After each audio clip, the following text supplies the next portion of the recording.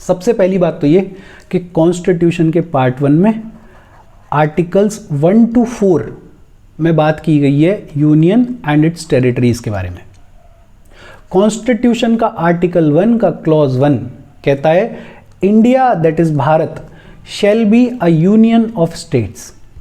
और इसमें दो चीज़ों के बारे में बात की गई। एक तो नेम ऑफ द कंट्री। जब कॉन्स्टिट्यूशन बनाया जा रहा था तो बड़ा डिबेट था। कुछ लोग कह रहे थे कि मॉडर्न नेम इंडिया को यूज़ किया जाए, और कुछ लोगों का कहना था कि ट्रेडिशनल नेम भारत को रखा जाए। काफ़ी डिबेट एंड डायलॉग के बाद में कॉन्स्टिट्यूएंट असेंबली में सहमति बनी और यह डिसाइड किया गया कि दोनों नाम इंडिया और भारत दोनों को यूज़ किया जाएगा। India that is Bharat. दूसरा, जब अपन कॉन्स्टिट्यूशन को पढ़ते हैं तो अपने को ये समझ में आता है कि अगर constitution is federal in nature, तो फिर ये सवाल उठता है कि फेडरेशन ऑफ स्टेट्स ना बुला के यूनियन ऑफ स्टेट्स ये टर्म क्यों यूज़ किया गया। और इसको एक्सप्लेन करते हुए डॉक्टर बी आर अम्बेडकर ने दो रीजंस दिए। एक तो उन्होंने कहा कि इंडियन फेडरेशन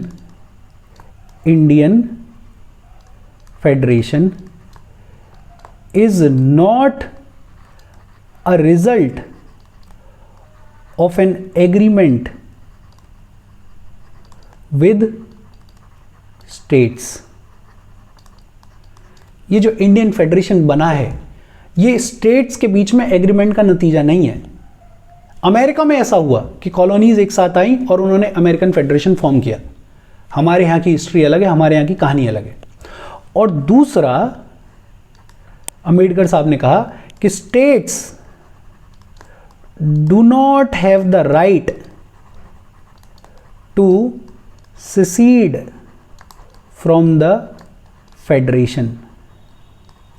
स्टेट्स के पास में फेडरेशन से अलग होने का कोई राइट नहीं है।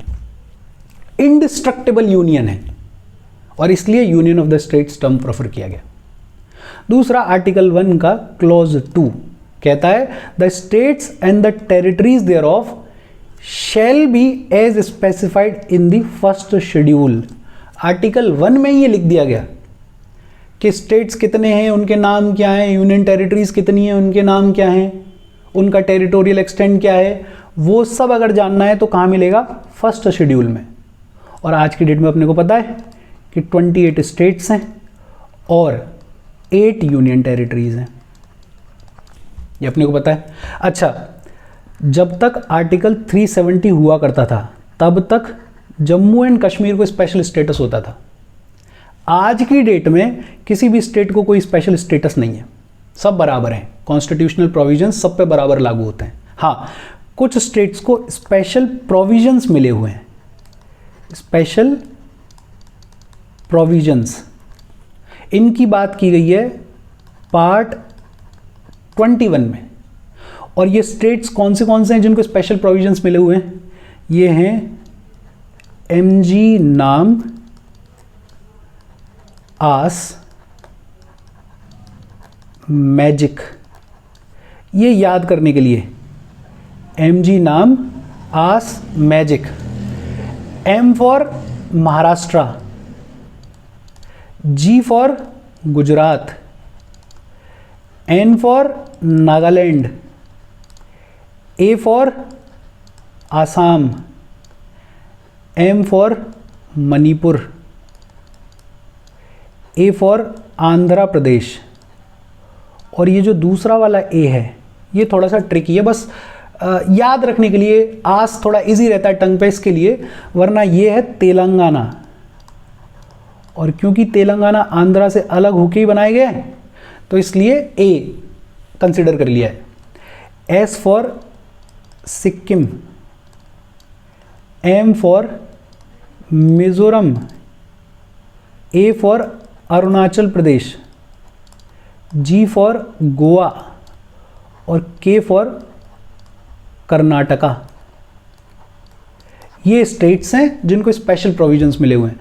इसके अलावा शेड्यूल 5 और शेड्यूल 6 में शेड्यूल एरियाज और ट्राइबल एरियाज के एडमिनिस्ट्रेशन से रिलेटेड प्रोविजंस दिए हुए हैं।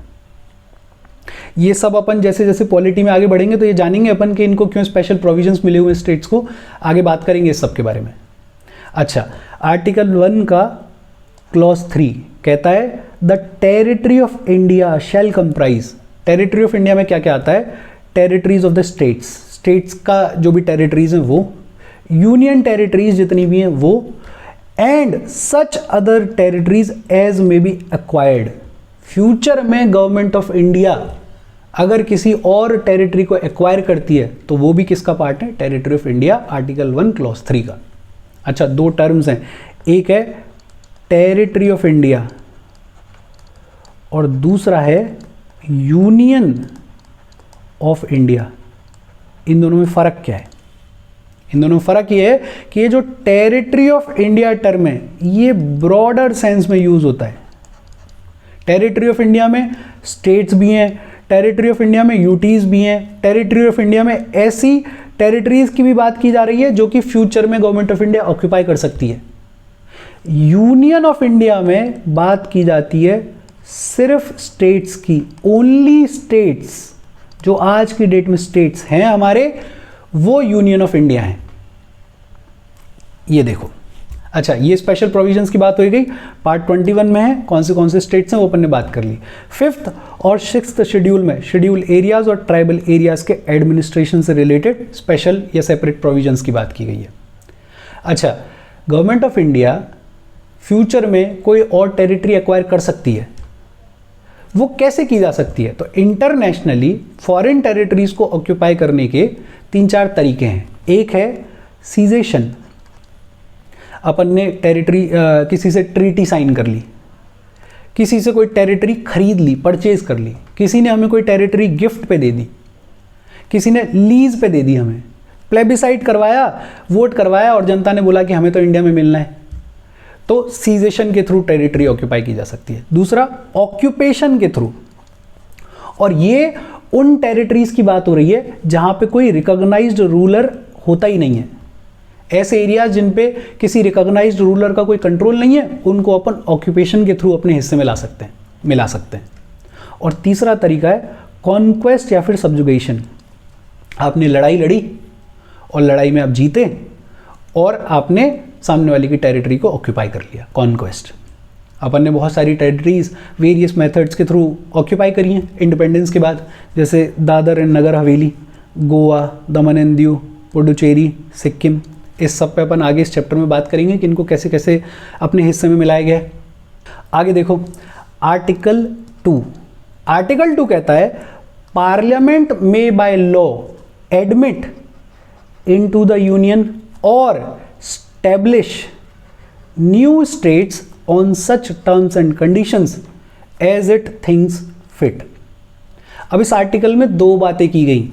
एक तो ये कि यूनियन में नए स्टेट्स को एडमिट किया जा सकता है और दूसरा नए स्टेट्स को स्टैब्लिश किया जा सकता है। और मजे की बात यह है कि ये बात कर रहा है उन स्टेट्स की जो कि ऑलरेडी यूनियन ऑफ इंडिया का हिस्सा नहीं है। और नहीं है से मतलब, सपोज करो कल को बांग्लादेश से हम उनका कोई स्टेट खरीद लेते हैं और उस स्टेट को इंडियन यूनियन में एडमिट किया जाएगा, किस आर्टिकल के थ्रू? आर्टिकल 2 के थ्रू। तो आर्टिकल 2 उन स्टेट्स के बारे में बात करता है जो कि आज की डेट में यूनियन ऑफ इंडिया का हिस्सा नहीं है, और ऐसे स्टेट्स जो कि आज की डेट में यूनियन ऑफ इंडिया का हिस्सा हैं उनसे डील करता है आर्टिकल 3। ऑलरेडी जो हमारे यूनियन का हिस्सा हैं उन स्टेट्स के अगर एरिया को इंक्रीज करना है, उनके एरिया को अगर कम करना है, उनकी बाउंड्री को अगर चेंज करना है, ऑल्टर करना है, उनके नाम को ऑल्टर करना है, या फिर 2 या 2 से ज़्यादा स्टेट्स में से कुछ एरिया निकाल के कोई नया स्टेट बनाना है, ये सब किसके तहत किया जाता है? ये किया जाता है आर्टिकल 3 के तहत। तो एक तो ये डिफरेंस याद रखना कि आर्टिकल 2 डील करता है ऐसे स्टेट से जो कि यूनियन ऑफ इंडिया का हिस्सा नहीं है, आर्टिकल 3 डील करता है उन स्टेट से जो कि यूनियन ऑफ इंडिया का हिस्सा हैं। अच्छा, आर्टिकल 3 में ऐसे स्टेट्स जो कि यूनियन ऑफ इंडिया का हिस्सा हैं उनमें अगर कुछ चेंजेस करने हैं तो उसके लिए बिल इंट्रोड्यूस किया जाएगा पार्लियामेंट में, और इस बिल को इंट्रोड्यूस करने की दो नेसेसरी कंडीशंस हैं। एक तो ये बिल पार्लियामेंट में इंट्रोड्यूस किया जा सकता है only after the prior recommendation of the president. President की प्रायर रिकमेंडेशन के बाद ही बिल को इंट्रोड्यूस किया जा सकता है पार्लियामेंट में। और दूसरा, प्रेसिडेंट बिल को रिकमेंड करने से पहले कंसर्न्ड स्टेट लेजिस्लेचर्स का व्यू मांगेंगे with in a specified period of time. But मजे की बात यह है कि स्टेट लेजिस्लेचर्स का चाहे कोई भी व्यू हो, ये व्यू बाइंडिंग नहीं है, बाध्य नहीं है, न पार्लियामेंट न प्रेसिडेंट। और इस बिल में अगर कुछ फर्दर चेंजेस किए जाएंगे तो बार बार स्टेट लेजिस्लेचर्स से पूछने की, उनके व्यू लेने की भी ज़रूरत नहीं है। बेसिकली अगर बहुत शुद्ध भाषा में कहें तो स्टेट लेजिस्लेचर्स का कोई रोल है नहीं। ये कुछ भी विचार दे दें, पार्लियामेंट जो चाहे वो अपनी मर्जी से कर सकता है, इनका विचार बाइंडिंग नहीं है। तो स्टेट लेजिस्लेचर्स सिर्फ नाम मात्र के लिए, दिखाने के लिए रख दिया इनको। बाकी तो पार्लियामेंट जब चाहे जैसे चाहे वैसे स्टेट्स के नाम को, उनकी बाउंड्रीज को ऑल्टर कर सकता है। और इसीलिए कहा जाता है इंडिया के लिए कि India is a indestructible union of destructible states. India is a indestructible union of destructible states. States की बाउंड्री फिक्स नहीं है, पार्लियामेंट चेंज कर सकता है। यूनियन जो है, कंट्री जो है, वो इंडिस्ट्रक्टिबल है। अमेरिका में अलग चीज है, America is a indestructible union of indestructible states. वहां स्टेट्स की बाउंड्री को भी ऑल्टर नहीं किया जा सकता, चेंज नहीं किया जा सकता। अच्छा, इसके बाद आर्टिकल 4, और आर्टिकल 4 में यह कहा गया कि आर्टिकल 2 के अंडर या आर्टिकल 3 के अंडर जो भी लॉज बनाए जाएंगे, फॉर एग्जांपल आर्टिकल 2 के अंदर किसी स्टेट को एडमिट करना है या कोई नया स्टेट स्टैब्लिश करना है, या आर्टिकल 3 के अंडर किसी स्टेट की बाउंड्री को अल्टर करना है, उसके नाम को अल्टर करना है, उसके एरिया को चेंज करना है, ये सब करने के लिए कॉन्स्टिट्यूशन को अमेंड करने की जरूरत नहीं है। अंडर आर्टिकल 368 कॉन्स्टिट्यूशनल अमेंडमेंट की जरूरत नहीं है। ये सब किया जा सकता है बाय अ सिंपल मेजॉरिटी। 50% लोग अगर फेवर में वोट कर दें तो कानून बन जाएगा, आर्टिकल 4 ये कहता है। इसके बाद एक बड़ा इंपॉर्टेंट सवाल उठा। सवाल क्या था? Does the power of parliament to diminish the areas of a state under article 3 include also the power to cede Indian territory to a foreign country? ये सवाल उठा कि आर्टिकल 3 के अंडर जो पार्लियामेंट को पावर मिली है कि वो किसी भी स्टेट के एरिया को डिमिनिश कर सकते हैं, कम कर सकते हैं, उसके तहत पार्लियामेंट को ये पावर भी है क्या कि वो अपने कंट्री के किसी टेरिटरी को फॉरेन कंट्री को दे सकते हैं? ये सवाल उठा बेरूबारी यूनियन केस ऑफ 1960 में, बेहद इंपॉर्टेंट केस। ये और अपना जो अगला टॉपिक है exchange of territories with Bangladesh, same ही है, एक साथ पढ़ लेते हैं। अपने को पता है पार्टीशन हुआ तो एक बना वेस्ट पाकिस्तान और एक बना ईस्ट पाकिस्तान, जिसे आज की डेट में अपन बांग्लादेश के नाम से जाते हैं। और बांग्लादेश और इंडिया की बाउंड्री है लगभग 4100 किलोमीटर की। और अपने को पता है बॉर्डर्स पार्टीशन बड़ा वेगली किया गया। ये आदमी रिस्पॉन्सिबल था, साइरल रेडक्लिफ अवार्ड बोलते हैं इसको। और रेडक्लिफ के लिए कहा जाता है कि ये कभी फील्ड में गए ही नहीं, इनको कोई जानकारी नहीं थी इंडिया की ज्योग्राफी के बारे में, इंडिया के कल्चर के बारे में। इन्होंने एक बंद कमरे में बैठ के बॉर्डर्स ड्रॉ कर दिए और लिटरली ऐसी कंडीशन हुई कि किसी एक फैमिली का घर तो इंडिया का हिस्सा बन गया और ज़मीन पूरी चली गई बांग्लादेश के हिस्से में। ऐसे एक्सट्रीम केसेस हुए और ऐसे एक्सट्रीम केसेस को मैनेज करना, एडमिनिस्टर करना सरकार के लिए बड़ा चैलेंजिंग था। तो सॉल्यूशन निकालने के लिए उस समय की सरकारों ने कोशिश की। जैसे एक साइन किया गया बैगी अवार्ड 1950 में। फिर उस टाइम के लीडर्स नेहरू और नून साहब ने नेहरू नून एग्रीमेंट साइन किया 1958 में। और ये सब किस लिए किया जा रहा था? ये जो बॉर्डर्स ड्रॉ किए गए इनके एडमिनिस्ट्रेशन को आसान करने के लिए, इस समस्या का समाधान करने के लिए। नेहरू नून एग्रीमेंट, इस सब में डिसाइड हुआ कि कुछ टेरिटरीज को एक्सचेंज किया जाएगा, और ऐसी एक टेरिटरी थी बेरूबारी यूनियन, जो कि हुआ करती थी उस टाइम पे वेस्ट बंगाल का हिस्सा। बेरूबारी यूनियन को दिया जाना था ईस्टर्न पाकिस्तान को, और जैसे ये पता चला तो लोगों ने विरोध करना शुरू किया, लोगों ने प्रोटेस्ट करना शुरू किया।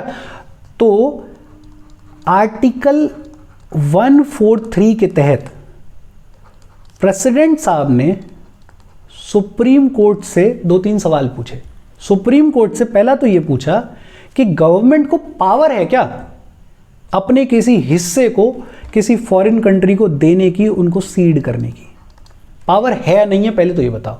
और अगर पावर है तो किस आर्टिकल के तहत? आर्टिकल 3 के तहत या फिर आर्टिकल 368 के तहत कॉन्स्टिट्यूशनल अमेंडमेंट, या फिर दोनों के तहत?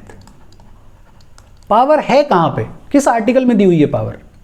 तो सुप्रीम कोर्ट ने अपना ओपिनियन दिया, और इसी को बोलते हैं Berubari union case of 1960।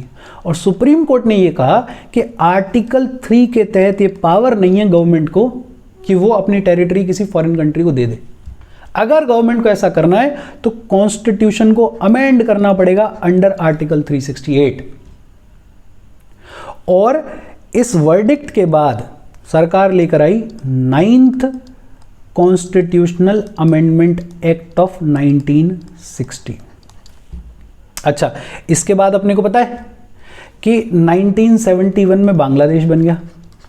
Bangladesh बना, अपने रिश्ते अच्छे थे तो अपॉर्चुनिटी थी अपने पास, और अपनी गवर्नमेंट ने क्या किया, मौके का बढ़िया फ़ायदा उठाया, और जो भी बॉर्डर से रिलेटेड और प्रॉब्लम्स बची हुई थी उनको सॉल्व करने के लिए बांग्लादेश की गवर्नमेंट के साथ साइन किया लैंड बाउंड्री